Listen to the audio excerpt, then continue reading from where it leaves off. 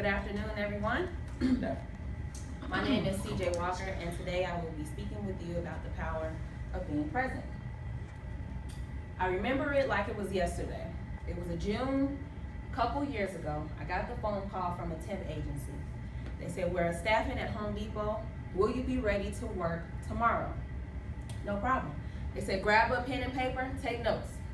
So we want you to show up to the corporate office of Home Depot. The address is 2690 Cumberland Parkway, Atlanta, Georgia. Your shift begins at 8 o'clock tomorrow.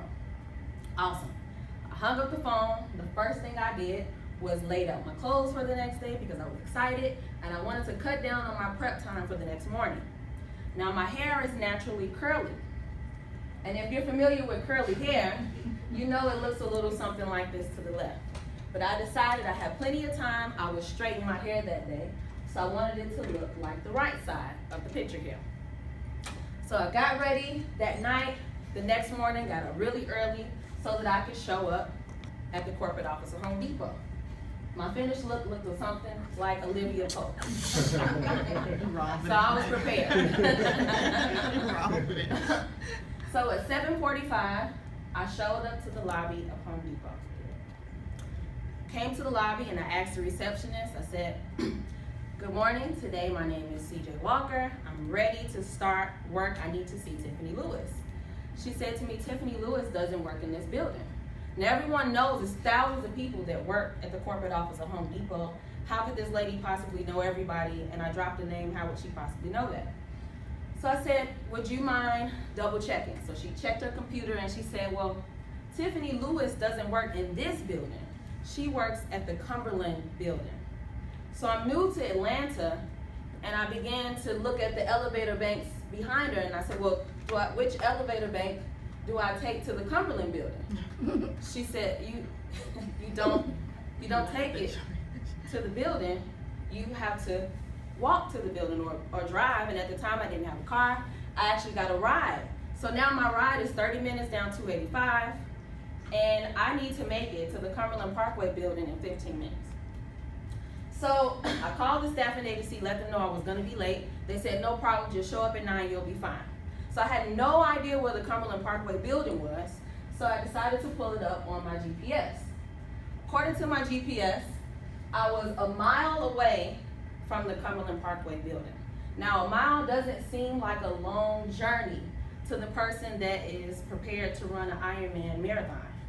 However, I showed up to work looking like Olivia Pope. So I wasn't ready to walk an entire mile to get to my destination, but I really didn't have a choice. So I started to walk, and as I'm walking, I was attacked.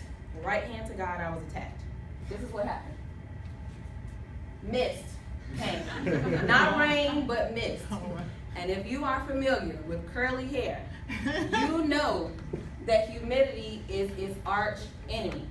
Of course, I didn't show up to work with an umbrella or a raincoat or rain boots, so I wasn't really prepared for the mist.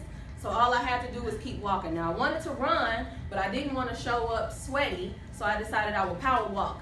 If I can power walk, I can get to the building a little bit early, go to the bathroom, check myself, maybe I'll be all right. So I got to the building, went to the mirror, and as I looked at myself, I really didn't know what I would do because I looked a little something like this.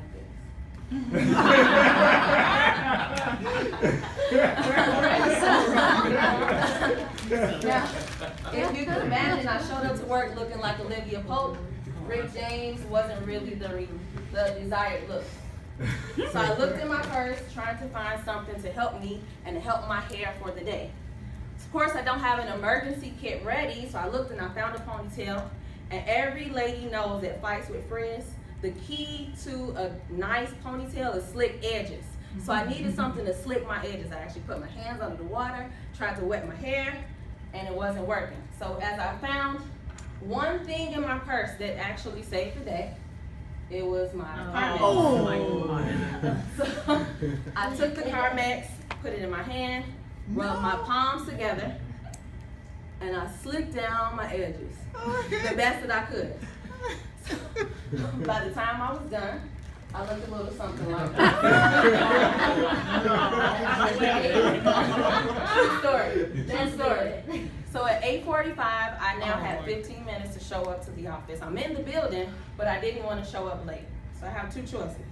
I can go home, which I really wanted to do, or I could actually show up to work.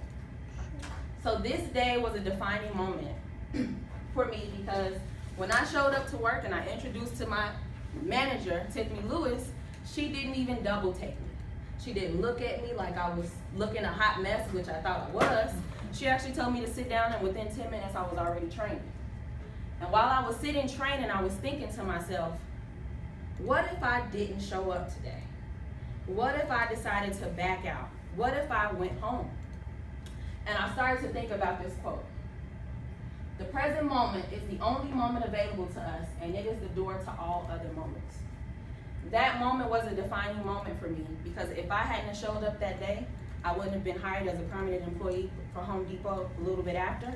I wouldn't have joined Toastmasters shortly after, and I wouldn't be standing here before you today. There is a certain power in being present. We've all had times where we've talked ourselves out of doing something, meeting someone, introducing ourselves, stepping outside of our comfort zone.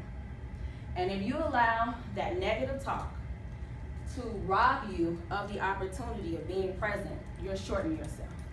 So again, I believe everything happens for a reason. I believe I showed up that day to join Home Depot as well as Toastmasters, to stand before you today, to not be discouraged when you have the negative self-talk, the naysayers, the haters, and never ever let anyone rob you of the opportunity to tap into your own power of being present.